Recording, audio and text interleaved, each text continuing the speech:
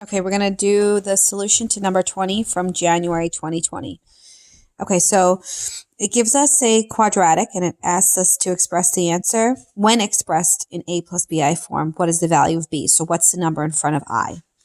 All right, so because they're telling me that my answer is going to be in a plus bi form, I know that this is going to be something that I'm most likely going to have to use the quadratic formula for. All right, so let's see. Distribute the 2 first, and I get 4x minus 2 equals 5x squared. All right, so now I'm going to, because it's a quadratic, I'm going to move over my 4x and my negative 2, because I like my leading term to be positive.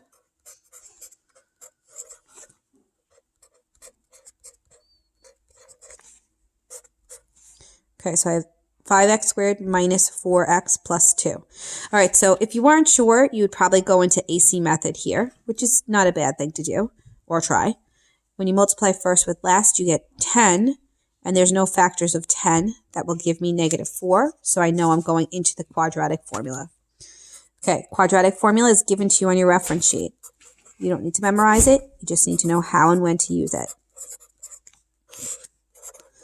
Okay, so I have A, B, C. X equals negative 4 plus or minus negative 4 squared minus 4 times 5 times 2 all over 2 times 5. Okay, so now when we simplify using the quadratic formula, we're going to do it in pieces. So I have the double negative, which gives me the positive 4. Then I'm going to evaluate what's under the radical. I'm not going to type in the radical into my calculator if I'm using it. I'm just typing in negative 4 with parentheses around it squared minus 4 times 5 times 2. And that's going to give me negative 24. So I have x equals positive 4 plus or minus negative 24 over 5 times 2, which is 10. All right, so now I have to break this radical down. All right, so I know it's imaginary because I have the negative under the radical.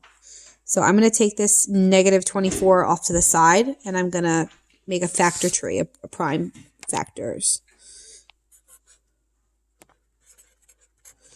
Okay, so this turns out to be 2 and 12, 2 and 6, 2 and 3. So I have one group of 2's that can escape. And then I have the 2 and the 3 left over, which will be stuck inside. These are factors. They're all connected by multiplication. So I have on the outside a 2.